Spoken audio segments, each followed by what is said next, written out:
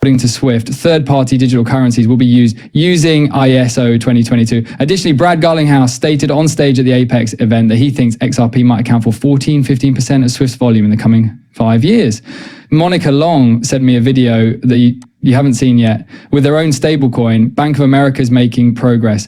Will it appear on the XRP ledger? Guys, in this video, I will tell you everything. Come on, let's get the energy going. I hope all is okay with you. Let's begin. Frictionless payments not only improve the end-to-end customer experience, but also help member banks become more efficient as a community by reducing expensive exceptions and investigations. This allows us to compete more effectively with new entrants and close new networks in terms of cost. It also allows member banks to take advantage of the global open network's Swift strength and more controlled payment orchestration capability, which is supported by the rich structured data of ISO 2022 format, opening up additional opportunities for us banks to offer our customers value-add goods and services. Tanya, however, I believe that the potential for integration with a range of networks, rails, and third parties using the rich ISO 2022 format and the new platform's transaction orchestration to manage that interoperability, as well as rules of engagement with these rails and networks via a single central framework that provides transparency to manage that end-to-end experience, regardless of settlement rail, is what most excites me and what I believe to be the biggest new opportunity for the industry in relation to Swift's new platform, whether it card rails, real times, gross settlement rails, speedier, rapid payment rails, or even e-wallet or digital currency networks. That's what excites me the most about the potential of this network and this new platform. Come on. What I'm hearing is pleasing. Additionally, I had this in another video that will most likely be released before this one, but I felt compelled to include it after finding this clip. Brad Garlinghouse was recently dated at Apex 2025. According to him, XRP might account for 14% of Swift's volume. In essence, what you're saying is that they will have to operate with these third-party rails that use ISO 2022. Many of those will be different crypto assets, but many of them may be different financial organizations. I wanted to be sure that Brad Garlinghouse was telling the truth. And he was. In Singapore, Brad Garlinghouse did openly express his belief that XRP may account for 14% of Swiss volume at XRP Apex 2025. You should view the video if you're curious about what it might do in terms of price and other things, and validate that again. This is a brand new Monica Long clip that I haven't yet seen. Wish to play with all of you.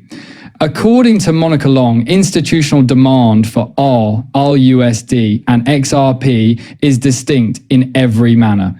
Pay attention, perhaps there is a use case for bank-issued stablecoins, particularly with big banks that use their issued stables for interbank settlement and build networks among themselves. In other words, it is merely making their type of legacy interbank payment. The blockchain to make settlement processes more effective, which is most likely the case, but we've observed several instances. That, I believe, was the foundation of JP Morgan's work. And nationally, this relates to our first plan and go-to-market, which involved collaborating with major banks on a product named RippleNet. There, we had a great deal of success. I've worked with those banks as clients, therefore I'm also aware that this is necessary for more efficiency and openness between them. According to rumors, several communities are thinking about this and the ongoing project, but I believe that there is still time in the pilot stage to truly come out and discuss it. For you, Brad, the next one. Okay, additionally, I'll perform a thorough Apex upgrade. I'll look over every video I can and create a top-notch video for you all. Keep an eye out for that here over the course of the next day or so. This is Last End, CEOs of Bank America. The bank is working with industry partners and on its own to create a reliable coin individually and in partnership. Could you develop something on your own? In collaboration with industry partners, for example, they might be working on several separate products, including one for Bank of America's internal use and another with other banks and partners. This is Chad Steen's Grabber. Coin Bureau is located here. These folks are all posting about this. I therefore wanted to delve further and learn as much as I could. Are you prepared for this? Come on, gentlemen, let's get started. Whether the content is enjoyable to you, please hit like and leave a comment below if you enjoy the energy. Does make it easier for me to meet more incredible people like you. Our goal is to reach 100,000 subscribers. Many thanks. Let's move forward and examine this. As part of a larger trend among major banks to investigate blockchain-based payment and settlement solutions, Bank of America is in fact creating its own stable coin that will be fully backed by the US dollar. While conjecture persists, significant debate in the community about Bank of America using the XRP ledger for its stablecoin. The bank itself has not made any formal announcement about the blockchain ledger or technology it would employ. However, there are a few important things you should be aware of. Existing collaborations and utilization are among the several important considerations. Bank of America and Ripple have a history of collaboration, especially when it comes to blockchain technology and international payments. To recall, the Bank of America has a number of, I believe they have 100 or so, if not more. I would like to know the precise number of blockchain patents the Bank of America possesses. How many of XRP? Okay, let's check.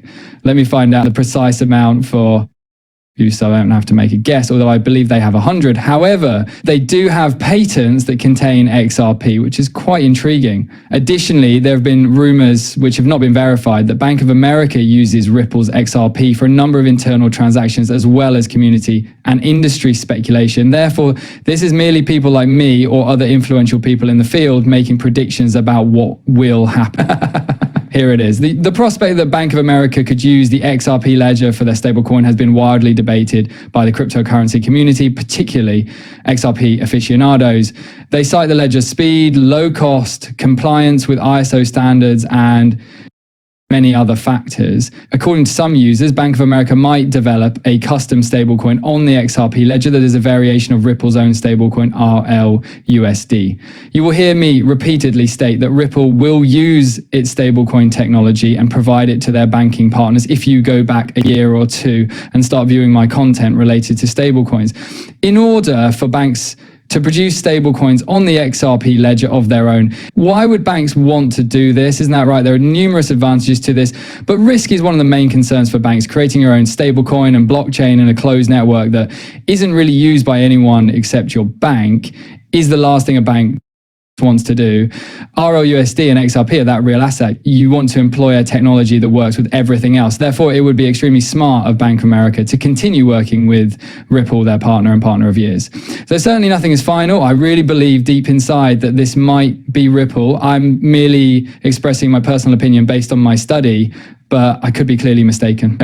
Okay, technical and regulatory factors. Because of its strong infrastructure for token issuance and cross-border payments, as well as its regulatory-friendly features, XRP is a good fit for financial institutions. Nonetheless, the CEO of Firm of America has made it plain that the firm is awaiting stable legislation from Congress in order to proceed, as well as clear regulatory frameworks. Let's check the number of their patents. The financial services industry in North America possessed 151 patents.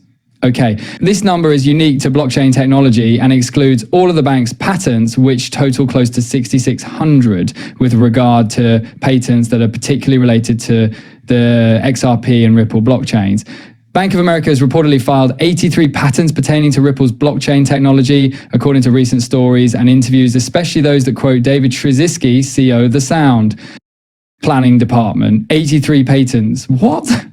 Why don't they say anything like, hey, you made an investment? All of this took a great deal of money, time, and man and woman hours to develop, doesn't it? How long will it take them to complete 83 different patents and build this out? The facilities are already in place. The patents are already theirs. What do you anticipate happening in this situation? What are your thoughts? I believe I've presented a compelling argument for why XRP and RLUSD belong in the same technology. However, you share your thoughts with me after hearing all of it. I would adore hearing it.